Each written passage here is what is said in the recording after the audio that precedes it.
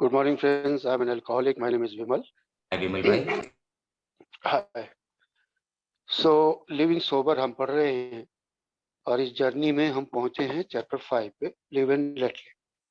Basically अभी तक जो हमने पढ़ा था इससे पहले 4 चैप्टर्स में, तो थोड़ा सा हमें इंट्रोड्यूस किया गया था कि हमें जब हम सोबर लिविंग शुरू करते हैं, जब हम शराब के बिना जीना शुरू करते हैं, तो हमें कई सारी प्रॉब्लम्स आती है। हमें नहीं पता लगता कि कैसे एक अच्छी जिंदगी गुजारें। तो थोड़ा सा उन प्रॉब्लम्स के बारे में बात की गई, थोड़ा हमें बताया गया कि एक अच्छी जिंदगी, एक अच्छी सोबर जिंदगी जीने के लिए हमें नए नई थिंकिंग और नया वे ऑफ लिविंग सीखना पड़ेगा। और उसी क्रम में हम अब आ गए हैं chapter 5, live and let live पे, जियो और जीने दो। अभी तक जो हमने इस चैप्टर में पढ़ा था, मैं जल्दी से समराइज कर देता हूँ कि हमें पीछे बताया गया था कि लिव एंड लेट लिव क्यों जरूरी है हमारे लिए, जियो और जीने दो हमारे लिए क्यों जरूरी है एज सोबर एल्कोहलिक्स। जो मेन चीज निकल के आई थी अभी तक वो ये थी कि हमारी ड्रिंकिंग, हमारा पीना किसी ना किसी तरीके से दूसरे लोगों के साथ रिलेटेड था। ज्यादातर यही होता था कि दूसरे लोगों की वजह से हमारी ड्रिंकिंग होती थी। अब उसमें कई चीजें होती थी। कभी हम लोगों को दिखाने के लिए पीते थे, कभी उनका पार्ट बनने के लिए पीते थे, कभी उनके अप्रूवल के लिए पीते थे, और या कभी लोग हमें परेशान करते थे, वो जो कहते हैं ना, गेटिंग ऑन आवर नर्व्स, चिढ़ाते थे, खिजाते थे, उस वजह से हम पीते थे। कभी लोगों से छुपाने के लिए पीते थे। सो इन वन वे और अदर हमारी ड्रिंकिंग लोगों से रिलेटेड थी। और अब हमें बताया गया कि जब हम सोबर हो गए हैं या सोबर होके हमने जीना शुरू कर दिया है, तब भी हमें ऐसे लोग मिलेंगे जो हमें परेशान करेंगे, हमें गुस्सा दिलाएंगे, हमें चिढ़ाएंगे। और वो सिर्फ बाहर की दुनिया में नहीं, ए में भी मिलेंगे ऐसे लोग। तो उन लोगों के साथ ही हमें जीना सीखना है, और यहीं पे लिव एंड लेट लिव जो है वो काम में आता है।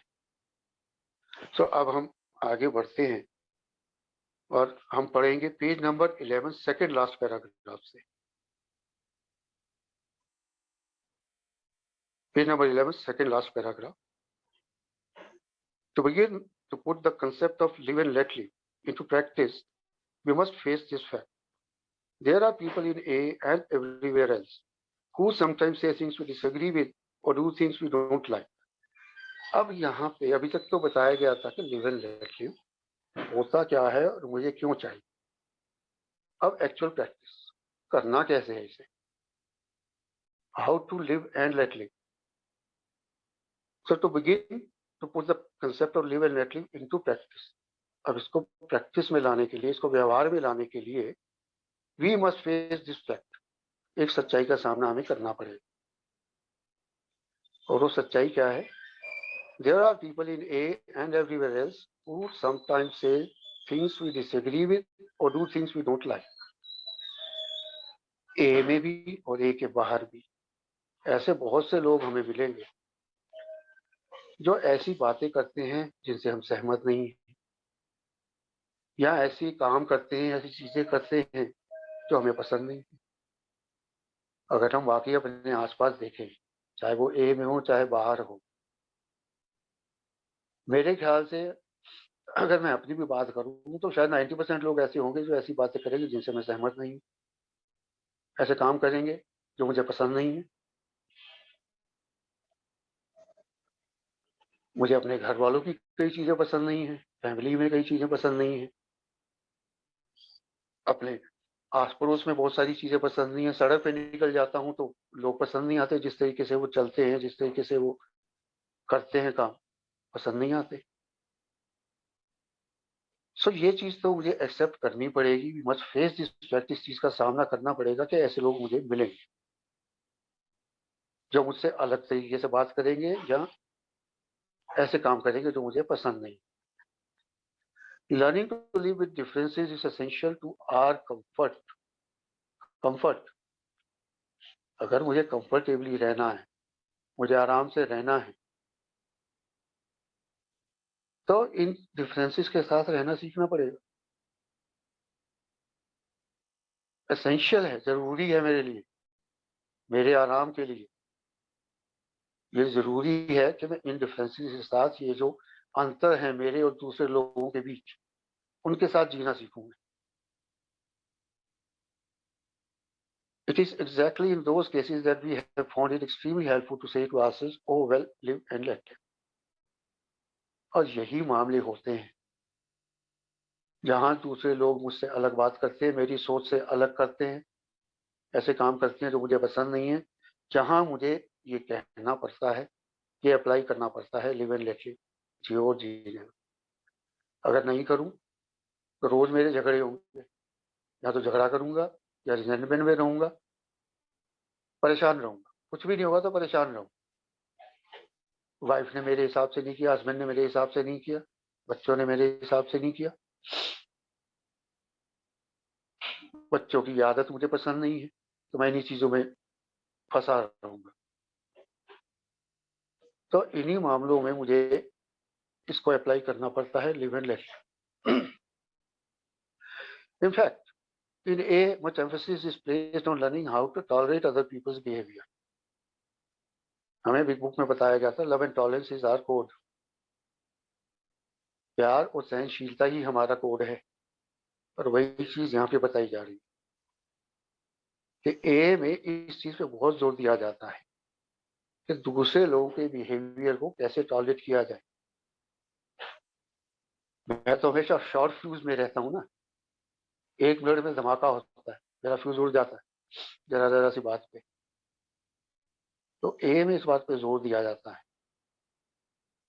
कि कैसे दूसरे लोगों का व्यवहार मैं बर्दाश्त करूं। मेरे में तो सहनशीलता की कमी है, मेरे से नहीं होता सहन। और मैं अपनी ड्रिंकिंग हिस्ट्री में जाऊं, पीने के दौरान देखूं, तो मेरी समस्या यही थी कि दूसरे लोग मेरे हिसाब से क्यों नहीं चलते, कंट्रोलिंग। दूसरे लोग मेरे हिसाब से क्यों नहीं बिहेव करते। सो यहाँ पे जोर दिया जा रहा है कि we have to learn how to tolerate other people's behaviour, however offensive or distasteful it may seem to us, it is certainly not worth thinking about. सबसे बड़ी बात, दूसरे लोगों का व्यवहार कितना भी ऑफेंसिव या डिस्टेस्टफुल लगे, ऑफेंसिव, आक्रामक या बुरा, खराब, कुछ भी कह सकते हो, और डिस्टेस्टफुल, बेस्वाद, यानी कि पसंद ना आने वाला। तो दूसरे लोगों का व्यवहार कितना भी खराब लगे, कितना भी नापसंद हो, लेकिन वो इस लायक नहीं है कि मैं जाके पीऊं उस व्यवहार की वजह से। मुझे चाहे किसी का व्यवहार, कहने का मतलब यह है कि कोई भी व्यक्ति इतना महत्वपूर्ण नहीं है, किसी भी व्यक्ति का व्यवहार मुझे इतना प्रभावित न करे। No one's behavior should affect me to such an extent that I go and drink. किसी भी व्यक्ति का व्यवहार मुझे इतना प्रभावित ना करे कि मैं जाके पी लूं। Our own recovery is too important. Alcoholism can and does kill, we recall. हमारी अपनी रिकवरी सबसे महत्वपूर्ण है, सबसे इंपॉर्टेंट है, क्योंकि हमें याद रखना है, अल्कोहलिज्म कैन एंड डज किल, शराबीपन मार सकता है और मार देता है। ये चीज हमेशा याद रखनी। मेरे को बीमारी ऐसी है जो मुझे मार सकती है और मार भी देगी। इसलिए किसी का भी व्यवहार, बिहेवियर किसी भी तरीके से मुझे इतना प्रभावित ना करे कि मैं जाके पी लूं। तो इसलिए इस चीज पे जोर दिया जा रहा है कि दूसरे लोगों के बिहेवियर को टॉलरेट करना मेरे लिए कितना महत्वपूर्ण है, कितना इंपॉर्टेंट है। We have learned it pays to make a very special effort to try to understand other people, especially anyone who rubs us the wrong way. अब सीखना क्या है, हम जैसे जैसे बढ़ते हैं प्रोग्राम में, अपनी सोबर लाइफ में आगे बढ़ते हैं, तो ये बहुत इंपॉर्टेंट हो जाता है हमारे लिए। हम सीखते हैं, और ये सीखना हमारे लिए जो है फायदेमंद होता है कि दूसरे लोगों को समझना, और खासकर उन लोगों को who rub us in the wrong way, यानी कि जो हमें परेशान करते हैं, जो हमसे गलत व्यवहार करते हैं, जो हमें चिढ़ाते हैं, खिजाते हैं, ऐसे लोगों को समझना और समझना सीखना, इससे मुझे फायदा होता है। अगर इसको सरल भाषा में कहें तो अगर मेरे घर में कोई मुझे किसी के व्यवहार से परेशानी होती है, कोई मुझे तंग कर रहा है, जैसे हम कहते हैं ना अपनी भाषा में बटन दबते हैं, तो अगर किसी व्यक्ति से मेरे बटन दब रहे हैं तो मैं उसको समझूं कि वो ऐसा क्यों कर रहा है, कारण क्या है उसके पीछे। तो ये सीखना कि इसके लिए मुझे खास प्रयास करने पड़ेंगे, ऐसे अपने आप नहीं आ जाएगा। अपने आप नहीं आ जाएगा कि मैं दूसरे का व्यवहार को समझ जाऊं। तो दूसरे के व्यवहारों को समझना कि वो इस तरह का व्यवहार क्यों कर रहा है, ये सीखना मेरे लिए फायदेमंद। और खासकर उसने कहा उन लोगों का जो हमें ज्यादा परेशान करते हैं। For our recovery it is more important to understand than to be understood. अब यहाँ पे ये उस सेंट फ्रांसिस प्रेयर का जो 11वें कदम की प्रार्थना है, उसका एक अंश दिया गया है, to understand than to be understood, यानी कि मुझे कोई समझे उसके बजाय मैं दूसरों को समझूं। क्योंकि हमेशा मेरी शिकायत यही रहती थी, मुझे कोई समझता नहीं। मैं अपनी बात कर रहा हूँ, मेरी तो हमेशा यही शिकायत रहती थी, मुझे कोई समझता नहीं। जबकि हकीकत ये थी कि मैं खुद को ही नहीं समझता था, मैं ही अपने आप को नहीं समझता था। तो अब मुझे कहा जा रहा है कि अपनी रिकवरी के लिए मेरे लिए इंपॉर्टेंट क्या है कि मैं खुद को समझाने के बजाय दूसरों को समझूं, दूसरों का व्यवहार समझूं। अब ये बार बार अंडरस्टैंडिंग की बात हो रही। तो अंडरस्टैंडिंग क्या है? मेरी सोच में परिवर्तन, मेरी समझ में परिवर्तन, बदलाव, जो न्यू वे ऑफ थिंकिंग कहा गया था, सोचने का नया तरीका, वो मेरे लिए इंपॉर्टेंट है कि मैं दूसरे के व्यवहार को समझने की कोशिश करूं, उसके लिए एफर्ट करूं। This is not very difficult if we bear in mind that the other A members too are trying to understand just as we are. अब यहाँ पे ए की बात आ जाए कि इसमें कोई ज्यादा मुश्किल नहीं, सब प्रोग्राम कर रहे हैं अपनी अपनी, जो कहते हैं ना बेस्ट ऑफ एबिलिटी के साथ, अपनी अपनी पूरी क्षमता के हिसाब से सब प्रोग्राम कर रहे हैं। किसी कोई कम, कोई ज्यादा, कोई धीरे से, कोई जल्दी कर रहा है, लेकिन कर सब रहे हैं अपनी अपनी क्षमता के अनुसार। तो ए में मुझे ये चीज देखने में कोई दिक्कत नहीं है कि जैसे मैं समझने की कोशिश कर रहा हूँ वैसे दूसरे लोग भी कोशिश कर रहे हैं समझने की। तो इसलिए अगर ए में भी मुझे कोई परेशान करता है, जो rubs us in the wrong way की बात करी गई है, अगर ए में भी मुझे कोई इस तरीके से करता है तो मेरे लिए मुश्किल नहीं होनी चाहिए। मुझे ये समझना है कि सामने वाला भी वो प्रोग्राम कर रहा है, वो भी समझने की कोशिश कर रहा है। परफेक्ट कोई भी नहीं हुआ है। अभी अभी हमने पढ़ा ना, हम संत नहीं है और संत कोई बना भी नहीं है, we are not saints, but कोशिश सब कर रहे हैं। तो इसलिए मुझे ये समझने की जरूरत है कि जिस तरह से मैं अंडरस्टैंड करने की कोशिश कर रहा हूँ दूसरे भी कर रहे हैं। For that matter, we'll meet some people in A or elsewhere who won't be exactly crazy about us either. अब होता क्या है कि ए में या ए के बाहर कहीं भी सब लोग तो मेरे से अट्रैक्ट नहीं होंगे, सब लोग तो मेरे आगे पीछे नहीं घूमेंगे, सब लोग तो मुझे पसंद नहीं करेंगे,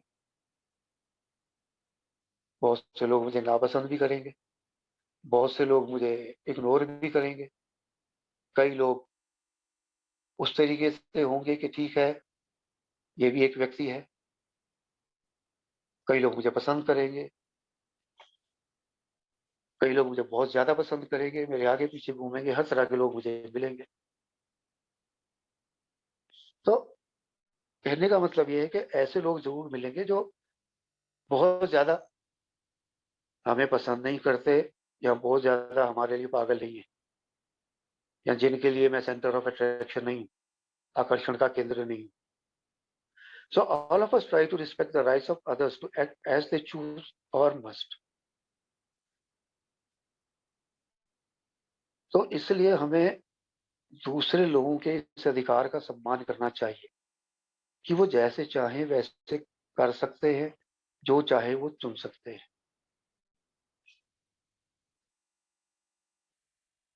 अब ये लिव एंड लेट लिव का एक बहुत इंपॉर्टेंट हिस्सा है।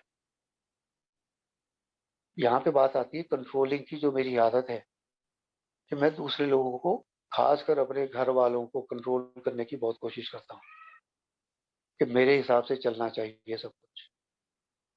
और यहाँ पे मुझे बताया जा रहा है कि दूसरे के इस अधिकार का सम्मान करना है कि वो जिस तरीके से चाहें उस तरीके से एक्ट कर सकते हैं, उस तरीके से चल सकते हैं, उस तरीके से काम कर सकते हैं। और मुझे ये करने में बड़ी दिक्कत होती है। अगर कोई इंसान, खासकर मेरे परिवार में या ऑफिस में, कोई मेरा सबॉर्डिनेट मेरे हिसाब से काम नहीं कर रहा, तो मुझे बड़ी दिक्कत होती है, बड़ी परेशानी होती है। But I have to learn to respect that. हर व्यक्ति की अपनी सोच है, हर व्यक्ति का अपना तरीका है काम करने का। हर व्यक्ति अपना रास्ता खुद देखता है।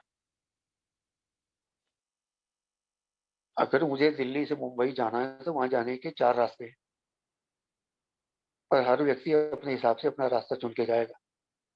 कोई सड़क से जाएगा, कोई ट्रेन से जाएगा, कोई प्लेन से जाएगा। और ट्रेन से भी जाने के 3-4 रास्ते हैं, सड़क से भी जाने के 2-3 रास्ते हैं। तो हर व्यक्ति को अधिकार है कि वो अपने हिसाब से रास्ता चुने, तरीका चुने। अब यहाँ पे एक चीज ऊपर आ जाती है, ग्रुप कॉन्शियस की बात भी आती है। सेकंड ट्रेडिशन, दूसरों की राय का सम्मान करना है। सो कहने का मतलब यह है कि मुझे रिस्पेक्ट करनी है हर व्यक्ति के तरीके। वो जैसे चाहे कर सकता है। जैसे मैं आजाद रहना चाहता हूँ, दूसरे लोग भी आजाद रहना चाहते हैं। कोई भी बंधन में नहीं रहना चाहता। इसलिए all of us try to respect the rights of others to act as they choose. हम दूसरों के अधिकार का सम्मान करना की कोशिश करते हैं। We can then expect them to give us the same courtesy. और जब हम दूसरों के अधिकार का सम्मान करते हैं कि वो जैसे चाहें, जिस तरीके से चाहें करें, जब हम उसके इस अधिकार का सम्मान करते हैं, तभी हम दूसरों से उम्मीद कर सकते हैं कि वो भी हमें ऐसा ही बदला दें, बदले में ऐसा ही करे हमारे साथ। मैं तो दूसरों को कंट्रोल करना चाहता हूँ, लेकिन दूसरों की सुनना नहीं चाहता। तो ये तो वन वे ट्रैफिक है, और वन वे ट्रैफिक पे हमेशा ही, अगर अपोजिट डायरेक्शन से कोई जाएगा उल्टी डायरेक्शन से, तो एक्सीडेंट होती है। तो वही चीज है कि अगर मैं दूसरों के राइट्स को रिस्पेक्ट करूंगा, तो ही बदले में मेरे राइट्स को रिस्पेक्ट मिलेगी। और मैं दूसरों के राइट्स को रिस्पेक्ट नहीं करूंगा, तो बदले में मुझे भी वो चीज नहीं मिलेगी। इन ए दे जनरली डू। ए में तो आमतौर पर ये होता है। कमरों में हम देखते हैं, मीटिंग्स में देखते हैं, फेलोशिप में देखते हैं। अगर 4 लोग एक बात कर रहे हैं, 5वां कोई उससे अलग बात करता है, तो ये नहीं कि उससे कोई लड़ने लग जाता है, या उससे कोई नाराज हो जाता है, या रिजेंटफुल हो जाता है। रिस्पेक्ट करते हैं उसके राइट की, कि उसको अपना बोलने की, अपने तरीके से करने की। और हर कोई ये कहता नहीं है कि मेरे तरीके से प्रोग्राम करो, मेरे तरीके से स्टेप्स करो। अपने अपने तरीके से सब कर रहे हैं, तो जनरली रिस्पेक्ट किया जाता है। Usually people who like each other in a neighbourhood, a company, a club or a gravitate towards each other. Natural बात है, स्वाभाविक है कि चाहे वो आस पड़ोस में हो, चाहे कंपनी में हो, क्लब में हो, ए में हो, कहीं भी हो, जहां लोग एक दूसरे को पसंद करते हैं, जो लोग एक दूसरे को पसंद करते हैं, वो एक दूसरे की तरफ आकर्षित होते हैं, एक ही दूसरे की तरफ खींचते हैं। ग्रेविटेट टुवर्ड्स ईच अदर, तो एक दूसरे की तरफ वो खींचते हैं। एक नेचुरल फिनोमिना है। When we spend time with people we like, we are less annoyed by those we don't particularly care for. ये एक important तरीका बताया गया है मुझे लिव एंड लेट लिव का. When we spend time with the people we like, we are less annoyed by those we don't particularly care for. जब हम उन लोगों के साथ समय बिताते हैं जिन्हें हम पसंद करते हैं, जब अपनी पसंद के लोगों के साथ टाइम बिताते हैं, तो वो लोग जिन्हें हम ज्यादा पसंद नहीं करते या जिनकी हम ज्यादा परवाह नहीं करते, उनसे हमें कम परेशानी होती. अब ज्यादा समय में ऐसे लोगों के बीच बिताऊं जो मुझे पसंद है, मेरी तरह के हैं, तो जाहिर है कि मेरा जो मानसिक संतुलन है, जो मेरा दिमाग है या जो मेरा मूड है, वो अच्छा रहेगा. तो दूसरे लोग जिनकी मैं ज्यादा परवाह नहीं करता या जो मुझे ज्यादा पसंद नहीं है, उनसे मुझे कम परेशानी होने लगी. तो ज्यादा वक्त मुझे उन लोगों के बीच बिताना चाहिए जो मुझे पसंद है, जो मेरी तरह के हैं. ज्यादा वक्त उनके साथ बिताऊं तो दूसरे लोगों से कम परेशानी होगी. As time goes on, we find we are not afraid simply to walk away from people who irritate us instead of weakly letting them get under our skin, or instead of trying to straighten them out just so they will suit us better. तो जैसे जैसे समय बीतता है, time बीतने का मतलब ये कि जैसे जैसे मैं और आगे बढ़ता हूँ अपनी सोसाइटी की जर्नी में, तो मैं क्या सीखता हूँ कि पहले जो मैं पीपल प्लीजर था, लोगों को खुश करने के चक्कर में रहता था, कोई मुझसे नाराज ना हो जाए, अब मुझे लगता है कि मैं ऐसे लोगों से दूर होने में मुझे डर नहीं लगता, जो मुझे पसंद नहीं है, जो मुझे परेशान करते हैं, जो मेरे बटन दबाते हैं, जो मुझे इरिटेट करते हैं.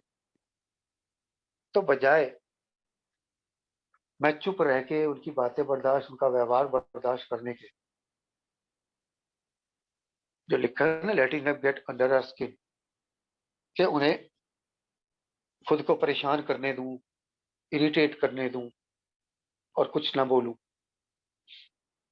तो उस सब करने की बजाय मैं चुपचाप उनसे दूर होने की कोशिश करने में मुझे डर नहीं लगता. मैं चुपचाप उनसे दूर हो जाता हूँ. पहले मैं क्या करता था, यहाँ तो मैं चुपचाप बर्दाश्त कर रहा हूँ कि नाराज ना हो जाए, पीपल प्लीजिंग, लोगों को खुश करने की आदत, तो मैं बर्दाश्त किए जा रहा हूँ, या फिर वो मेरी कंट्रोलिंग नेचर हावी हो जाती थी. इसको मैं ठीक करता हूँ, मैं देखता हूँ ये कैसे ठीक नहीं होता या होती. सो मेरी कंट्रोलिंग नेचर हावी हो जाती थी कि अपने हिसाब से मैं इसको ठीक करूंगा. Trying to straighten them out just so they will suit us better, कि वो मेरे हिसाब से हो जाए, तो मैं उसको उस तरीके से ठीक करूंगा. मैं इन दोनों में से कुछ भी नहीं करता. अगर कोई व्यक्ति मुझे परेशान कर रहा है, इरिटेट कर रहा है या मुझे पसंद नहीं है, तो मैं तो ना तो उसे ठीक करने की कोशिश करता हूँ, ना मैं उसके सामने मीकली सरेंडर करता हूँ कि भाई ठीक है कर ले, कोई बात नहीं, मैं बर्दाश्त कर रहा हूँ, नाराज ना हो जाए. मैं चुपचाप उनसे दूर हो जाता हूँ, वॉक अवे. और उसमें मुझे अब डर नहीं लगता. बात वही आ गई कि मैं ऐसे लोग से दूर होता हूँ क्योंकि मेरी रिकवरी इंपॉर्टेंट है. यहाँ पे हर चीज में एक चीज ध्यान रखने की जरूरत है कि मैं ये क्यों कर रहा हूँ, क्योंकि मेरी रिकवरी, मेरी सोब्राइटी इंपॉर्टेंट है, और उसके लिए, वो मेंटेन करने के लिए ये जरूरी है. None of us can remember anyone forcing us to drink alcohol. No one ever tried us down and poured booze down our gullet. तो मुझे तो याद नहीं कि किसी ने जबरदस्ती मुझे शराब पिलाई. अगर मैंने कभी कहा भी कि मुझे जबरदस्ती पिला दी, तो कहीं ना कहीं चाहे 1% ही अंदर से मेरी इच्छा थी पीने की. गिलास मैंने अपने हाथ से उठाया. वो ये कह रहा है कि किसी ने भी जबरदस्ती मुझे लिटाकर मेरे गले के अंदर शराब नहीं डाली कभी भी. हमेशा गिलास मैंने अपने हाथ से उठाया. मुंह से शायद किसी ने जबरदस्ती की होगी, लेकिन अल्टीमेटली गिलास मैंने खुद ही उठाया, बोतल मैंने खुद ही उठाई. So no one ever tied us down. बांध के, किसी ने मुझे बांध के जबरदस्ती मेरे गले में शराब नहीं डाली कभी. तो just as no one physically compelled us to drink, now we try to make sure no one will mentally drive us to drink either. कि जिस तरीके से कभी भी किसी ने फिजिकली जबरदस्ती मुझे शराब नहीं पिलाई, मेरे शरीर को काबू करके कभी भी किसी ने जबरदस्ती मुझे शराब नहीं पिलाई, ठीक उसी तरीके से अब हम ये पक्का करने की कोशिश करते हैं कि कोई हमें मेंटली काबू करके शराब ना पिलाए। जबरदस्ती तो मुझे कोई नहीं पिलाएगा, जबरदस्ती मेरे हाथ में गिलास कोई नहीं देगा, लेकिन मुझे मेंटली मानसिक तौर पे भी कोई इतना काबू ना कर ले कि मैं शराब पीने चला जाऊं।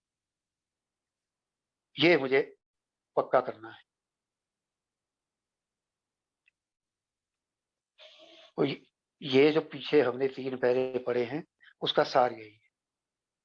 क्रक्स जो है ना वो उसका यही है कि किसी को भी अपने दिमाग पे इतना काबू नहीं करने देना कि वो मुझे शराब की तरफ ले जाए। It is very easy to use other people's actions as an alibi for drinking. अब दूसरे लोगों के काम को शराब पीने का बहाना बनाना तो बड़ा आसान है। मैं यही तो करता आया हूं, मैंने यही तो किया अपने ड्रिंकिंग करियर में कि दूसरे लोगों के व्यवहार को, दूसरे लोगों के कामों को मैंने बहाना बनाया और शराब पी। No one ever sorry we used to be experts at it, of course हम इसमें एक्सपर्ट थे, but in sobriety we have learned a new technique. We never let ourselves get so resentful towards someone else that we allow that person to control our lives, especially to the extent of causing us to drink. अब सोब्राइटी में क्या है, हमने एक नई तकनीक सीखी है।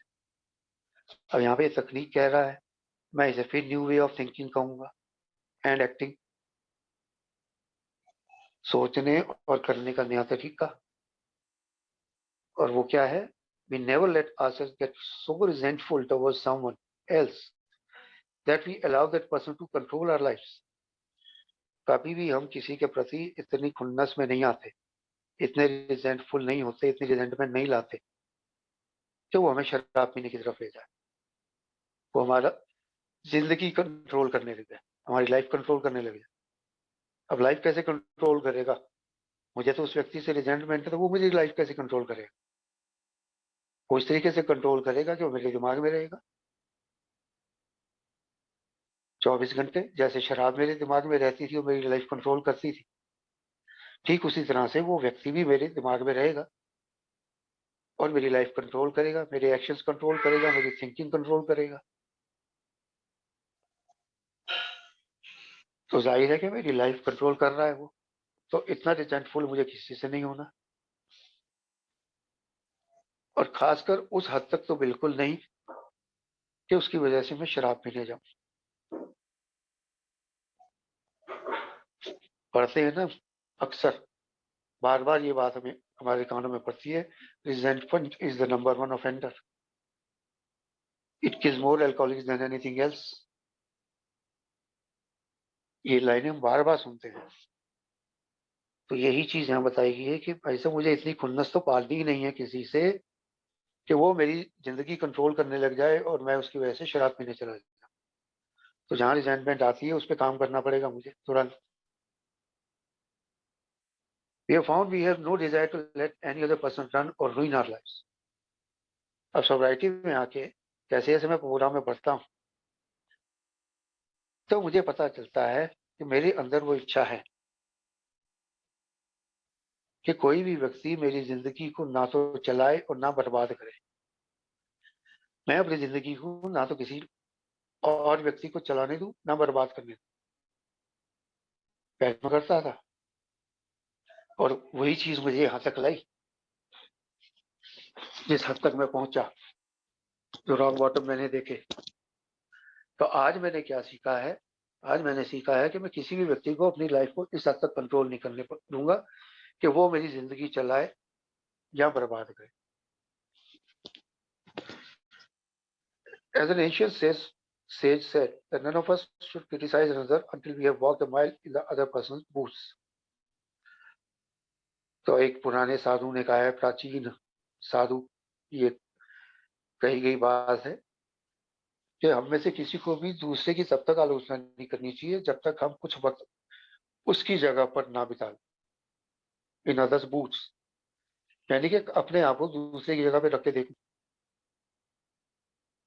कुछ समय के लिए खुद को दूसरे की जगह पे रख के देखूं, फिर मैं उसकी आलोचना करूं। फिर मुझे पता चलेगा कि उसकी आलोचना करनी चाहिए या नहीं करनी चाहिए, उसे क्रिटिसाइज करना चाहिए या नहीं करना चाहिए। This wise advice can give us greater compassion for our fellow human beings. तो ये जो सलाह है, ये हमें दूसरों के प्रति ज्यादा संवेदनशील बनाती है। हम दूसरों को ज्यादा सहानुभूति दे सकते हैं, बजाय के रिजेंटमेंट पालने के, बजाय के गुस्सा करने के या उनको कंट्रोल करने के।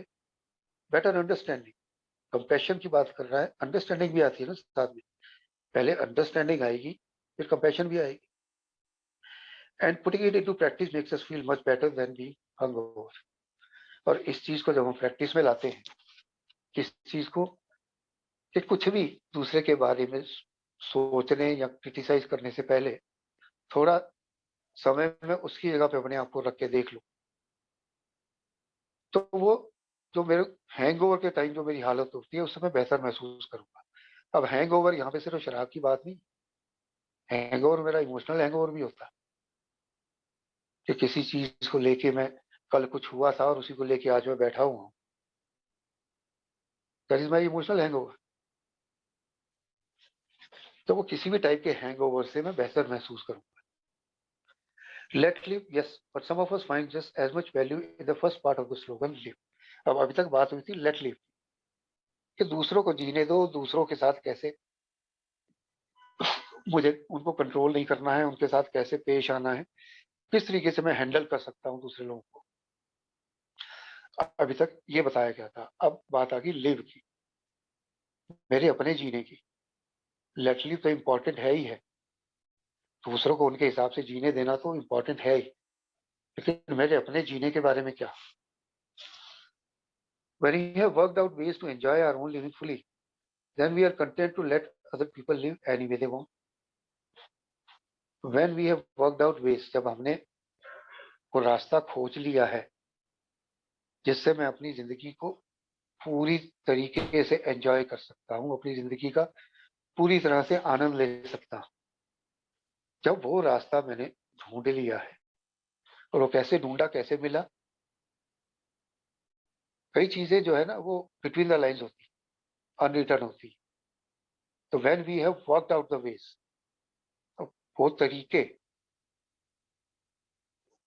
अब ये प्रोग्राम में आगे बढ़ने के बाद की बात है, जब मैं धीरे धीरे प्रोग्राम में आगे बढ़ता हूँ, सीखता जाता हूँ, स्टेप्स करता हूँ, ट्रेडिशंस को देखता हूँ, नए जीने के नए तरीके में सीखता हूँ, तब की बात है कि जब मैंने अपनी जिंदगी को के मजे लेने, आनंद लेने के तरीके सीख लिए, then we are content to let other people live any way they want. फिर हमें दूसरे लोगों को उनके तरीके से जीने देने में कोई दिक्कत नहीं होती, संतुष्ट है। तीन चीजें बताएगी ना, इरिटेबल, रेस्टलेस, डिसकंटेंट। इरिटेशन की बात पीछे कर दी, अब कंटेंटमेंट की बात आ गई कि पहले अपनी जिंदगी का आनंद लेने का तरीका सीख लो, दूसरे लोगों को मैं अपने आप जीने दूंगा जैसे वो जीना चाहते हैं। If our own lives are interesting and productive, we really have no impulse or desire to find fault with others or worry about the way they act. सीधी सी बात है। हम पहला स्टेप क्या कहते हैं, लाइफ बिकेम अनमैनेजेबल। अब अगर मेरी लाइफ मैनेज हो रही है, अगर मैं अपनी लाइफ को मैनेज करना सीख गया हूं काफी हद तक, और इंटरेस्टिंग एंड प्रोडक्टिव, सॉरी, अगर मेरी लाइफ इंटरेस्टिंग हो गई है, प्रोडक्टिव हो गई है, प्रोडक्टिव कैसे होगी कि कुछ मैं अच्छा काम कर रहा हूँ, कुछ ऐसा काम कर रहा हूँ जिससे कुछ आउटपुट निकलती है, प्रोडक्टिव काम है। तो प्रोडक्टिव का हर तरीके से हो सकता है, पैसा कमाने के तरीके से भी, दूसरों को हेल्प करने के तरीके से भी, घर का काम करने के तरीके से भी, हर चीज प्रोडक्टिव है। कोई ढंग का काम कर रहा हूँ, आस पड़ोस में सोशल सर्विस में घुसने से सारे प्रोडक्टिव काम है। शराब पीना डिस्ट्रक्टिव काम था, विनाश करने वाला, लेकिन ये उत्पादन करने वाला काम। तो जब मैं इंटरेस्टिंग भी बन जाएगी मेरी लाइफ, फेलोशिप है, घर में अगर मैं सब कुछ सही है, अच्छी खासी तरीके से जिंदगी बिता रहे हैं, तो इंटरेस्टिंग भी है, प्रोडक्टिव भी है। So we really have no impulse or desire to find fault with others or worry about the way they are. तो फिर कोई इच्छा नहीं रह जाती दूसरों में कमियां निकालने की, दूसरे कैसे कर रहे हैं, कैसे जी रहे हैं, उसकी चिंता करने की। जब मुझे अपनी जिंदगी में मजे आ रहे हैं, जैसे चल रही है, बढ़िया चल रही है, सब कुछ अच्छा चल रहा है, तो मुझे दूसरों में कमियां निकालने की क्या इच्छा रही, या दूसरे किस तरीके से कर रहे हैं, मुझे क्या मतलब रह जाएगा उससे। मेरी अपनी लाइफ में ही अच्छा है, सब कुछ अच्छा है।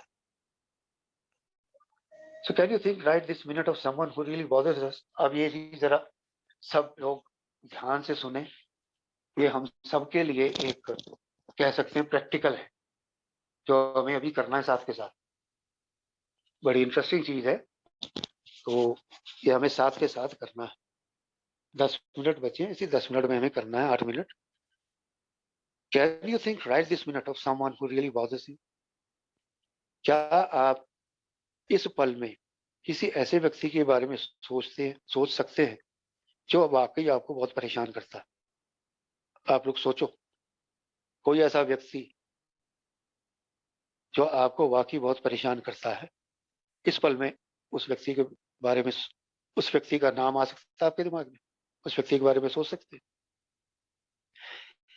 If you can try something, अगर आ रहा है दिमाग में, उस व्यक्ति का ध्यान आ रहा है उस दिमाग में, तो कुछ करते हैं, कुछ कोशिश करते हैं, कुछ